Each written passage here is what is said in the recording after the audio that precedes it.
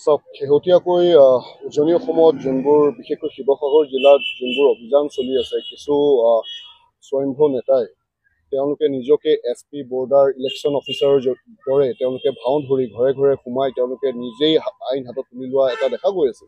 এই সংক্ৰান্তত যোৱাকালি দুখনকৈ টক শ্ব'ত মই বহিব লগাত পৰিছিল। তাৰে এখন টক শ্ব' এটা ব্যক্তিগত চেনেলত মই গেষ্ট আছিলোঁ। তাত বিভিন্ন ৰাজনৈতিক দলৰ গেষ্টৰ উপৰিও উজনি অসমৰে এটা সংগঠনৰ নিজক নেতা হিচাপে পৰিচয় দিয়া নাম কিবা শৃংখল চলিহা তেওঁ আছিল দূৰৰ পৰা। তেওঁ ষ্টুডিঅ'ত নাছিল, ষ্টুডিঅ'ৰ বাহিৰৰ পৰা তেওঁ জড়িত হৈছিল।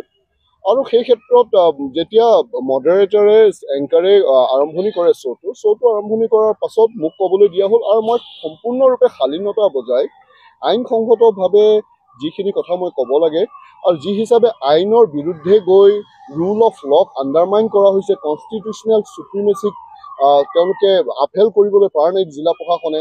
আৰু যিসকল লোকে আজি নিজক তেওঁলোকে আইন হাতত তুলি লৈ নিজক SP বৰ্ডাৰ বা ইলেকশ্যন অফিচাৰ হিচাপে তেওঁলোকে পৰিচয় দিবলৈ চেষ্টা কৰিছে, এনেধৰণৰ বিশৃংখলতা যদি সমাজখনত চলি থাকে তেতিয়াহ'লে দেশৰ সম্পূৰ্ণ আইন ব্যৱস্থাৰ বাবে এইটো ভাবুকি স্বৰূপ।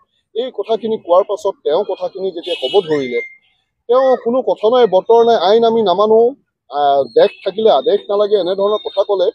আৰু তাৰ পাছত হঠাৎ কথা এটা কৈ দিলে যে বাংলাদেশে আমাক আইন শিকাব আহিছে। তেতিয়া মই সুধিলোঁ বাংলাদেশী কোন? তেওঁ ক'লে তই বাংলাদেশী, অপমানসূচক। তাৰ পিছত কেইবাবাৰো তেওঁ বাংলাদেশী বুলি মোক অভিহিত কৰিলে। এতিয়া কথা হ'ল, মই আজি 10 বছৰ ধৰি এইখন গুৱাহাটী উচ্চ ন্যায়ালয়ত মই প্ৰেক্টিচ কৰি আছোঁ। আৰু মোৰ নামৰ পিছফালে অকল হুছেইন থকাৰ বাবে, নামৰ আগফালে মহম্মদ থকাৰ বাবে মোক বাংলাদেশী হিচাপে অভিহিত কৰি মোক জনমানসক যিখিনি মোক অপমানিত কৰা হৈছে, যিখিনি ডিফেম কৰা হৈছে আৰু মোৰ ওপৰত যি এটা ভুৱা অভিযোগ তোলা হৈছে, এইটো সম্পূৰ্ণৰূপে বেআইনী আৰু আইনৰ বিৰুদ্ধে হয় এই গোটেই কথাখিনি।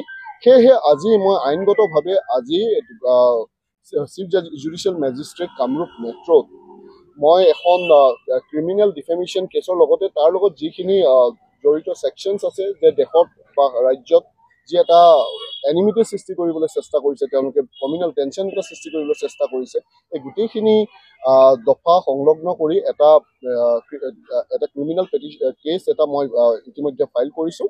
আৰু পৰৱৰ্তী সময়ত মই আৰু 1-2 দিনৰ ভিতৰতে মই চিভিল ডিফেমেশ্যন কেছ এটাও ফাইল কৰিম। আৰু তেওঁৰ বিৰুদ্ধে তেওঁ যিখিনি মোক আঘাত কৰিলে, ইনজিয়ৰ কৰিলে এই ধৰণৰ ষ্টেটমেণ্ট দি কাৰণে, ইৰেছপনচিবল ষ্টেটমেণ্ট দি, তাৰ বাবে মই তেওঁৰ বিৰুদ্ধে এটা 5 কোটি টকাৰ এটা মই চিভিল ডিফেমেশ্যন কেছ এটা ৰুজু কৰা এটা সিদ্ধান্ত লৈছোঁ। আজি মই এটা ক্ৰিমিনেল ডিফেমেশ্যন কেছ ৰুজু কৰিছোঁ।